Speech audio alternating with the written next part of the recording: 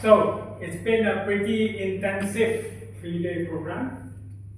I would just like to conclude by giving you a short summary and takeaways of the lessons that we have learned over the course of the 3 days. And this will be done before I set you on the road to test you for your understanding of the course. Yeah. So let's begin.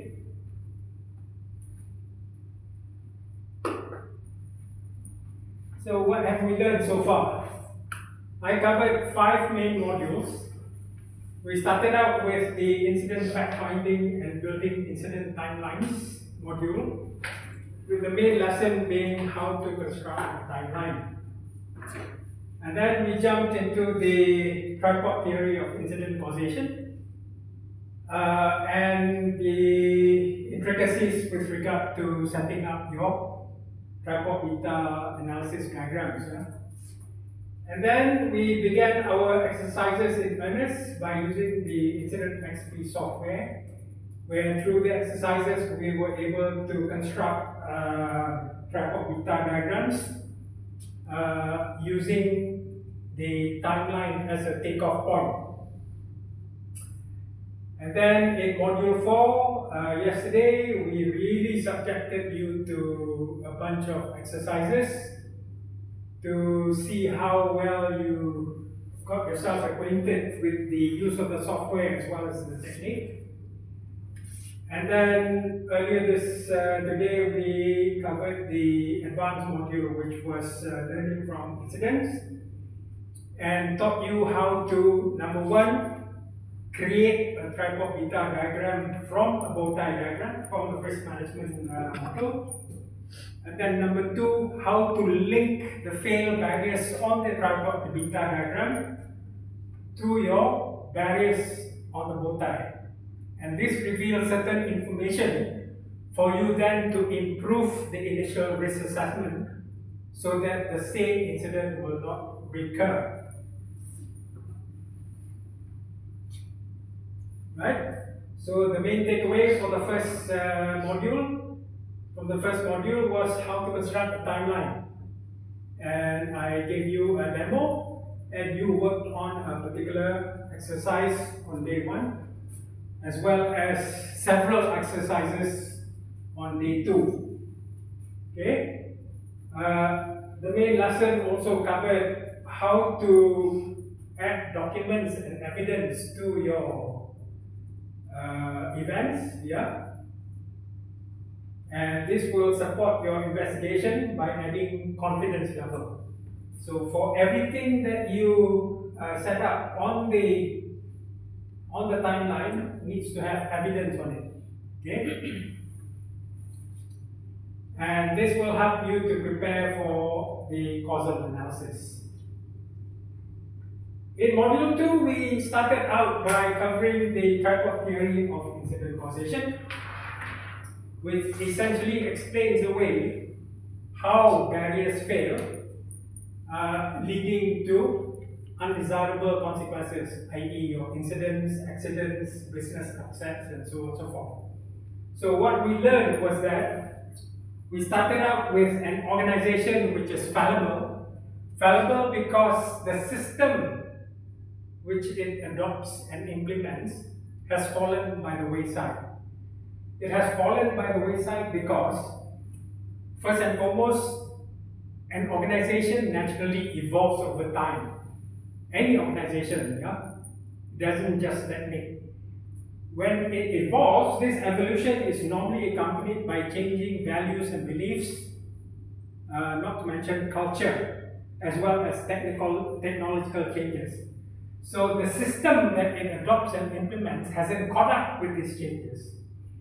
And this creates conditions in the working environment. Oops, I have to use the computer's pointer. Never mind. Conditions in the working environment, as well as in the minds of personnel, that would induce that personnel to commit errors and violations. If that person is actually entrusted with the task of maintaining barriers, this will cause the barriers to weaken or fail even. And as we've seen from both the Swiss cheese model as well as the tripod beta incident causation model, that if barriers fail in cohesion, means one or more of a number of barriers fail, it can lead to incidents. So the rules, the errors and violation, the human error and violations in tripod is just the immediate cause. Yeah? And the immediate cause is caused by conditions in the working environment and in the minds of the people that influences the person to commit those errors and violations. And the preconditions are there, are set up by those systemic errors, yeah? Errors within the organization, which arises because you have an imperfect system. There are anomalies in the system, gaps in the system, okay, that creates these preconditions. So as to the question posed by Shell Maritime International, which commissioned the universities of Leiden and Manchester to undertake research that led to the tripod theory of incident causation. As to the original question posed by Shell, why do people fail? It's because they are exposed to an imperfect working environment. The working environment is, according to the minds of the researchers, composed of 11 broad dimensions, yeah, which they term as basic risk factors, BRFs. So each of these dimensions have holes in them, like the Swiss cheese, have defects. Okay? You might have design flaws. You might have substandard hardware. You could have maintenance not being performed according to schedule or being performed by incompetent personnel. You might have housekeeping not done regularly because of other priorities, as we have seen already, right, through our exercises. You might have procedures which are incomplete or out of date. You might have training such as this not complete or even not done at all. And then improper communication practices. Incompatible goals, whereby production priorities take precedence over safety priorities. And then organizational issues like budget cuts or imperfect systems for managing suppliers. Yeah? And your defenses itself. Worn out safety shoes, worn out harnesses. Those are defects in your defenses.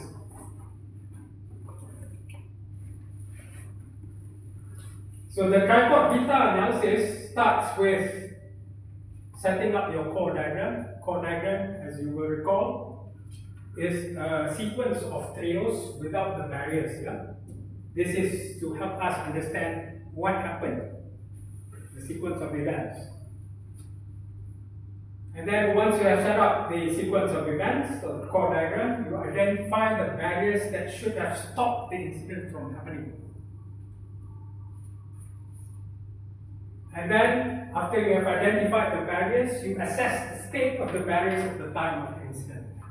Which were effective, which were missing, which were inadequate, and which failed completely to perform its intended function.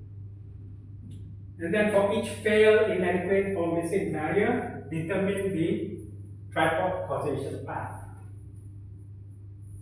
And then after you have done that, you develop actions and recommendations for you to stop the future recurrence of the same incident. I also took you through the tripod beta roadmap. Okay, looking at the incident first and foremost, and then based on the initial findings that you gather from the incident, you develop a preliminary tripod beta model. Normally this, you construct a core diagram first to understand what happened. And then brainstorm the barriers. Brainstorm the barriers, as I've told you, you should look for information on barriers from your permits to work, and then your job hazard analysis for your risk assessments.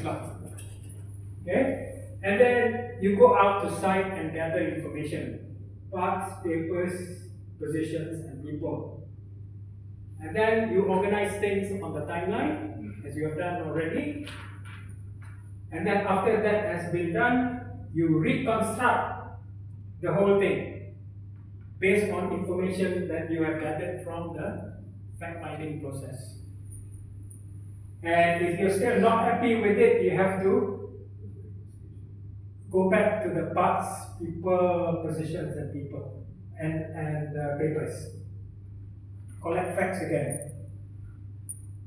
Okay?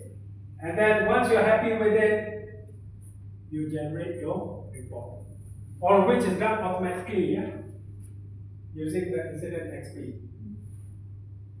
So we learned how to use the Incident XP, host in the area, the Tripod Beta tool. For the standard version, for the complete version, it can accommodate 3 other tools. It was 4, just agreed.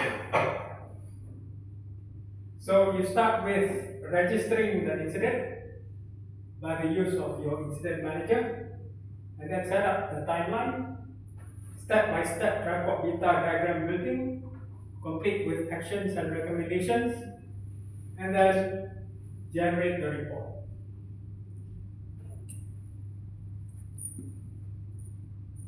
In the learning from incident module, that takes several steps further. You don't just analyze incidents for the sake of analyzing incidents. You want to make the most out of the information generated from the incident analysis. So here we learn 2 things. Instead of using timeline, we can also create a Tripod Beta diagram by turning a bow tie, by using the bow tie. And for this purpose, you need to have both the Incident XP and bow tie XP in one computer. Cannot be in a separate computers,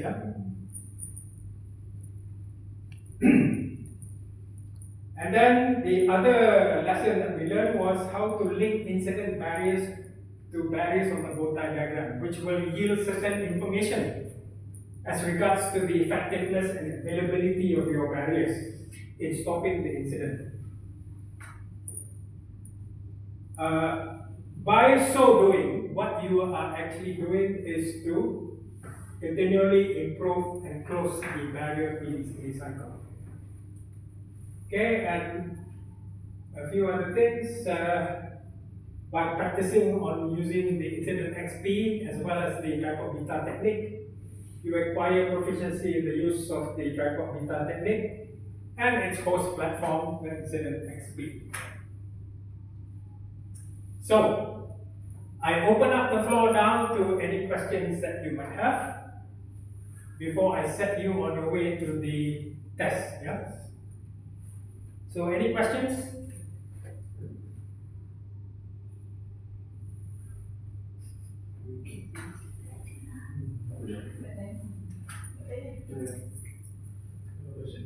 No questions. Everything well explained.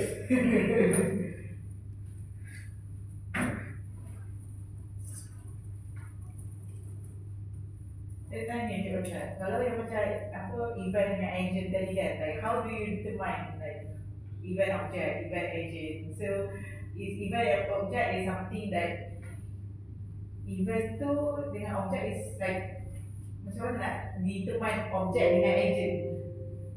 Object is normally a thing, a noun. Okay? Normally you have to play around with language. Notice in my earlier demo, using the working at height example, man on a scaffold, that's an object. But if I say personnel climb on the scaffold, that's an event. That's a act, not an object. So the event is quite simple. You look at the object, and check whether the event describes a change of state in the object. For example, I give you two examples. If you stick a pin into a balloon, the balloon bursts. Sticking a pin is the agent. Balloon is the object. Balloon burst is the event. So change of state. Give you another example. Imagine this is a glass of water. Okay. What is the event?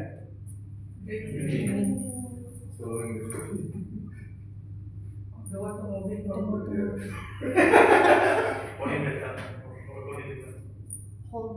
No. Glass of water empty. The object is